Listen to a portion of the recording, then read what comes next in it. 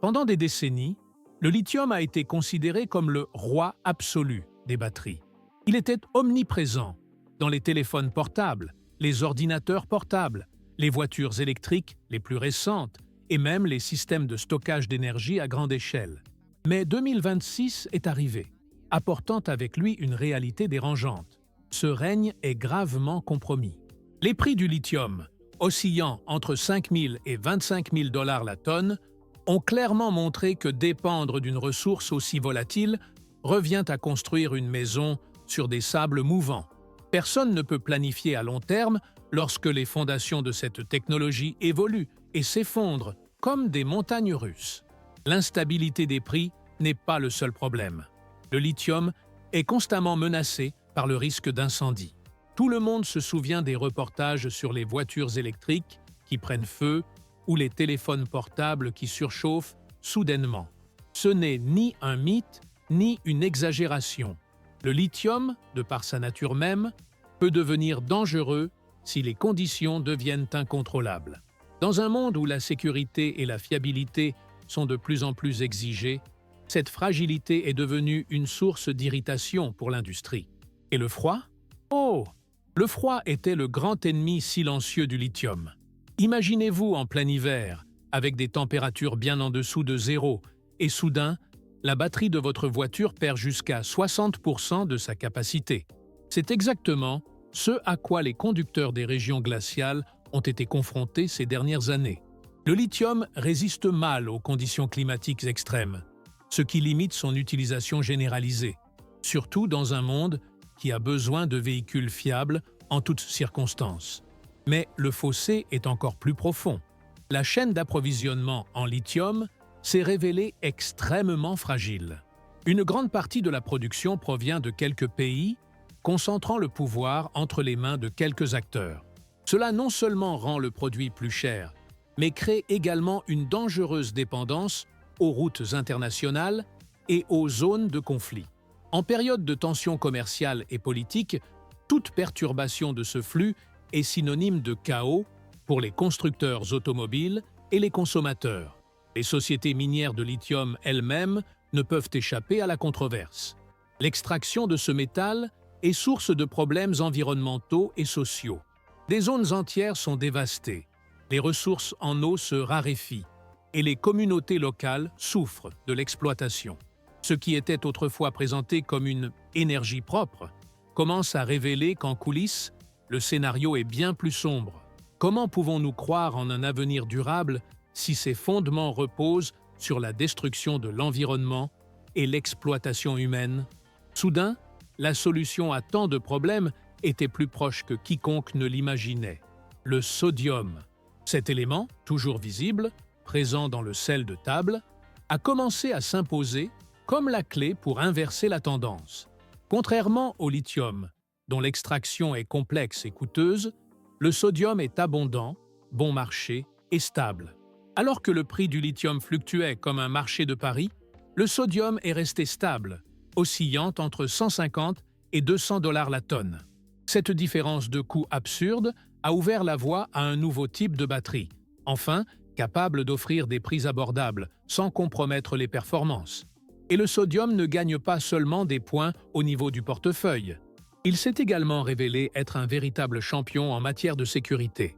Contrairement au lithium, qui peut former de dangereuses dendrites, ces structures microscopiques qui se développent à l'intérieur de la cellule et provoquent des court-circuits, le sodium réagit de manière beaucoup plus stable avec l'électrolyte. Cela signifie moins de risques d'explosion, moins de risques d'incendie et une confiance accrue pour les consommateurs qui hésitaient encore à adopter les véhicules électriques. Mais la grande surprise est venue du froid. Des tests ont montré que, même par des températures extrêmes de 40 degrés Celsius, les batteries au sodium conservaient jusqu'à 90% de leur capacité. À titre de comparaison, les batteries au lithium peuvent perdre jusqu'à 60% de leur capacité dans les mêmes conditions. C'est comme avoir une voiture qui ne craint ni les tempêtes de neige, ni le gel intense. Cette résistance au climat a placé les batteries au sodium dans une position privilégiée, notamment dans les pays aux hivers rigoureux. Un autre avantage incontournable est l'impact environnemental. L'extraction du sodium ne nécessite pas le même niveau de destruction que l'extraction du lithium et ne dépend pas de régions politiquement instables. Il en résulte une chaîne de production plus propre et plus éthique, moins dépendante des conflits internationaux. En 2026, ce discours a pris de l'ampleur et de nombreux consommateurs ont commencé à considérer les voitures électriques au sodium comme une option véritablement durable. De plus, le sodium peut même être extrait de l'eau de mer. Cela signifie que pratiquement tout pays ayant accès à l'océan peut produire sa propre ressource sans être lié aux grandes puissances minières. Cette décentralisation a ouvert la voie à de nouvelles industries locales, renforçant ainsi les économies émergentes qui observaient jusqu'alors la course aux batteries de loin. Aujourd'hui, grâce au sodium, des pays comme l'Inde et le Brésil commencent à rêver d'une véritable indépendance énergétique. Autre point intéressant, la transition vers les batteries au sodium ne nécessite pas de nouvelles usines. L'architecture des cellules étant très similaire à celle du lithium, les lignes de production peuvent être adaptées à un coût relativement faible. Cela a accéléré la course, car les fabricants n'ont pas eu à attendre des décennies pour construire une infrastructure à partir de zéro. Il leur a simplement fallu adapter les usines existantes, ce qui a rendu le sodium encore plus attractif pour les entreprises qui ne pouvaient pas se permettre de perdre du temps. En 2026, ce qui semblait autrefois un rêve lointain a fait la une de presque tous les portails technologiques. Les batteries au sodium n'étaient plus de simples prototypes et commençaient à montrer des résultats concrets. CATL, le géant chinois qui avait déjà surpris le marché en 2024 en atteignant 200 kilocentrons, a désormais dépassé son propre objectif et dévoilé des cellules à 220 Q. Cette avancée place le sodium pratiquement au même niveau que les batteries lithium-fer-phosphate qui ont dominé ces dernières années. La différence est que le sodium y parvient à un coût bien inférieur, ce qui révolutionne le paysage des voitures électriques populaires. Il est intéressant de noter que CATL n'est pas seul dans cette course. Des startups comme Ferrocassus Energy, dont beaucoup doutaient de la capacité à rivaliser avec les géants, ont présenté des prototypes de véhicules urbains aussi performants que les batteries lithium-ion. De son côté, Peak Energy, une jeune entreprise, a levé 55 millions de dollars pour développer des batteries au sodium axées sur une durabilité extrême. Elles promettent pas moins de 15 000 cycles de recharge, soit près du double de ce que peuvent atteindre les meilleures batteries lithium-ion actuelles. Ce chiffre est impressionnant car, en pratique, il s'agit d'une voiture électrique capable de parcourir des millions de kilomètres avant que la batterie ne commence à montrer des signes d'usure. Imaginez un véhicule qui durerait des décennies sans avoir à remplacer le cœur de son système électrique. Cette durabilité réduit non seulement les coûts pour le consommateur, mais révolutionne également l'industrie, qui peut désormais offrir des garanties beaucoup plus longues, sans crainte de perte. En matière d'adaptation au changement climatique, les avancées sont également surprenantes. Des tests récents ont montré que les nouvelles générations de batteries au sodium conservent non seulement jusqu'à 90% de leur capacité à 40 degrés Celsius, mais peuvent également se recharger dans des conditions extrêmes, ce que le lithium n'a jamais réussi à faire efficacement. Ce détail technique peut paraître anodin, mais en pratique, il signifie qu'une voiture électrique au sodium peut fonctionner aussi bien sur les routes gelées de Norvège que dans les déserts brûlants du Moyen-Orient. Un autre point qui a retenu l'attention est la vitesse de charge. Les batteries au sodium atteignent des vitesses de charge de l'ordre de 5 degrés Pascal, ce qui équivaut à des puissances allant jusqu'à 500 kWh. Autrement dit, une voiture électrique peut être rechargée en quelques minutes, et non plus en quelques heures. Cette avancée élimine l'un des principaux obstacles à l'adoption massive des véhicules électriques, la crainte d'être bloqué, en attendant que la voiture se recharge. D'ici 2026, cet obstacle aura déjà commencé à tomber. Bien sûr, une partie de ces avancées technologiques n'a été possible que grâce aux leçons tirées des erreurs du lithium. Les usines, déjà structurées pour gérer des lignes de production de cellules similaires, ont pu s'adapter rapidement au sodium. Cette compatibilité a réduit le temps de développement et accéléré l'arrivée des premiers modèles commerciaux. Autrement dit, nul besoin de réinventer la roue, il a suffi de l'ajuster pour qu'elle fonctionne mieux. L'impact de ces avancées a commencé à se faire sentir sur les routes en 2026. Les petits véhicules urbains ont été les premiers à être équipés de batteries au sodium, démontrant que la technologie était non seulement viable en laboratoire, mais aussi adaptée à un usage quotidien. Voitures compactes, scooters et même vélos électriques circulaient déjà avec des autonomies comprises entre 250 et 400 km/h, largement suffisantes pour la circulation urbaine. Et le détail le plus marquant était leur prix. Les véhicules électriques atteignaient enfin des niveaux véritablement abordables, ce que les batteries lithium-ion n'avaient jamais réussi à offrir de manière constante. Cette évolution a donné naissance à un nouveau profil de consommateurs sur le marché des véhicules électriques. Auparavant, les acheteurs de voitures électriques appartenaient généralement aux tranches de revenus les plus élevées. Aujourd'hui, avec la baisse du prix des batteries, les familles de la classe moyenne peuvent envisager de passer des voitures thermiques aux véhicules électriques au sodium. Cela a généré une expansion massive de la demande, notamment dans les marchés émergents, où l'adoption des véhicules électriques était précisément freinée par leurs prix élevés. Et bien sûr, les grands constructeurs automobiles n'ont pas été épargnés par cette transformation. Tesla, qui expérimentait déjà différents types de batteries, a vu dans le sodium une opportunité stratégique. Des modèles plus abordables, comme la voiture d'entrée de gamme tant attendue promise par Elon Musk, pourraient bénéficier du faible coût et de la durabilité de cette nouvelle technologie.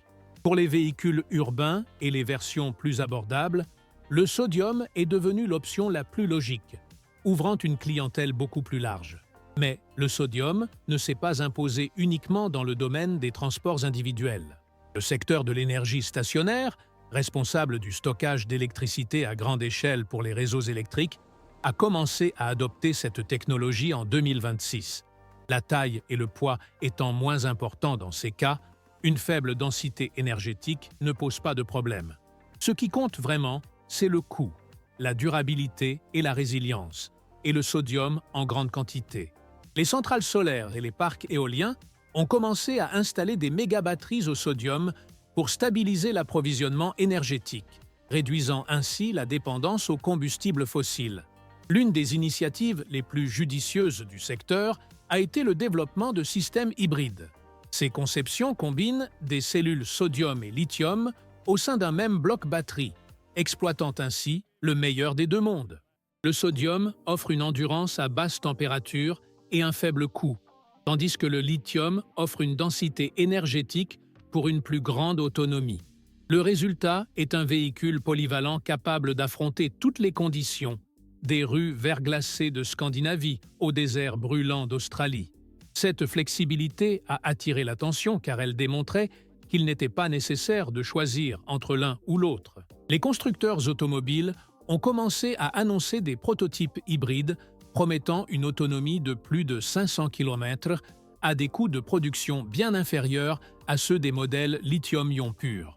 Cette approche a ouvert la voie à de nouvelles gammes de véhicules, chacune ciblant un profil de consommateur spécifique.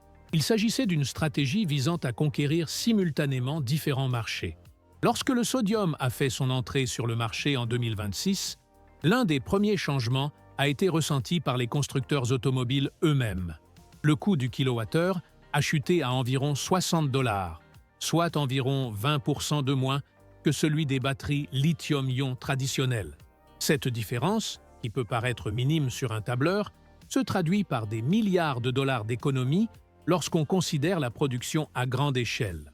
C'est précisément ce facteur qui a rendu la promesse des voitures électriques à moins de 25 000 $ plus réelle que jamais. De plus, le sodium a complètement éliminé le besoin de matières premières coûteuses et complexes comme le cobalt, le nickel, le graphite et même le cuivre dans certains cas. Ces changements ont simplifié la production et réduit la dépendance envers les pays qui dominaient l'extraction de ces minéraux. Soudain, la chaîne d'approvisionnement est devenue moins rigide, plus transparente et plus facile à gérer. C'était comme si l'industrie s'était libérée d'un piège qu'elle avait créé au cours des dernières décennies. Les pays émergents, jusque-là cantonnés au rôle de simples consommateurs de technologie, ont commencé à y voir l'opportunité de prendre le devant de la scène. L'Inde a été l'un des premiers exemples, annonçant que ses nouvelles motos et scooters électriques seraient alimentés par des batteries au sodium, produites localement à partir de sel et de biomasse. Cela a permis de réduire jusqu'à 40% le recours aux importations et a conféré au pays une indépendance énergétique sans précédent. La même tendance a commencé à être observée dans les pays d'Amérique latine, notamment au Brésil.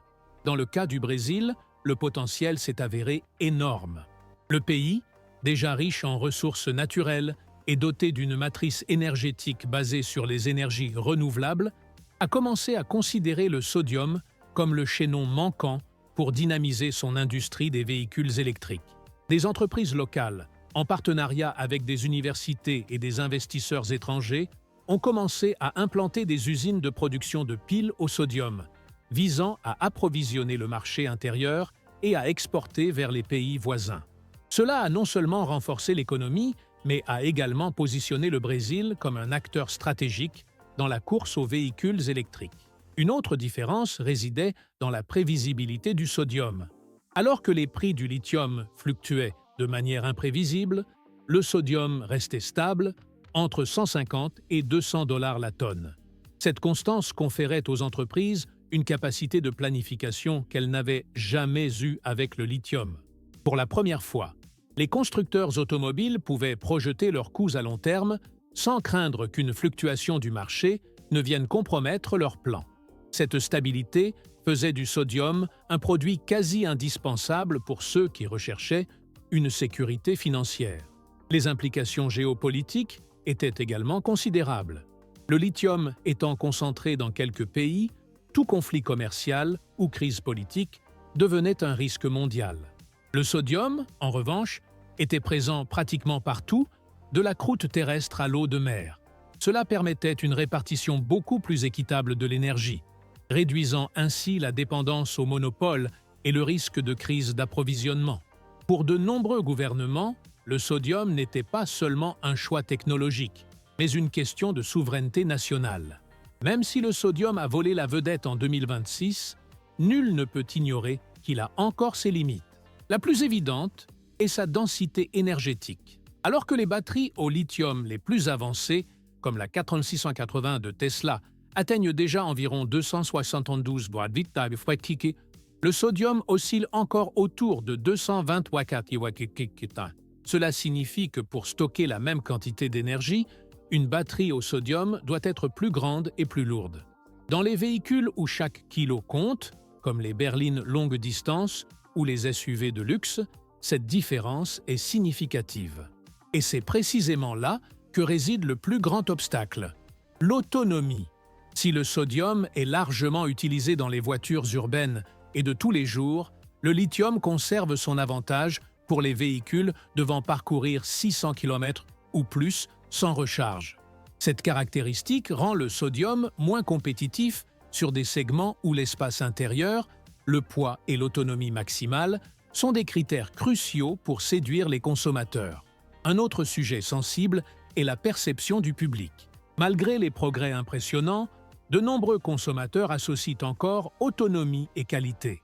On a souvent l'impression que plus on parcourt de kilomètres par charge, meilleure est la voiture. Et dans cette comparaison directe, les modèles à sodium perdent du terrain face aux versions lithium-ion haut de gamme. Les constructeurs automobiles le savent et s'efforcent de sensibiliser le public. Mais changer les mentalités prend du temps. De plus, il existe un problème de marché.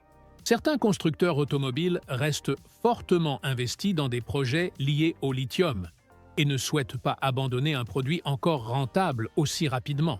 Le sodium est peut-être moins cher et plus stable, mais l'industrie automobile est connue pour sa résistance aux changements soudains. Il existe des contrats d'approvisionnement en lithium, d'importants investissements miniers et des partenariats qui ne peuvent être abandonnés du jour au lendemain. Il convient également de rappeler que, malgré son abondance, le sodium n'est pas un produit miracle instantané. Adapter les lignes de production, bien que plus simple que de construire des usines de toutes pièces, nécessite néanmoins du temps, des capitaux et du savoir-faire. Toutes les entreprises ne peuvent pas effectuer cette transition rapidement. Cela signifie que, même en 2026, le marché sera toujours confronté à une coexistence forcée entre deux mondes. Le lithium pour les applications plus exigeantes et le sodium pour celles qui privilégient le coût et la durabilité. Les critiques soulignent également que la densité énergétique pourrait limiter l'utilisation du sodium dans les véhicules plus imposants, tels que les camions long courriers ou les avions électriques, des secteurs qui commencent tout juste à adopter l'électrification. Dans ces secteurs, chaque kilo supplémentaire a un impact direct sur la viabilité économique. Ainsi, si le sodium domine le segment urbain et stationnaire,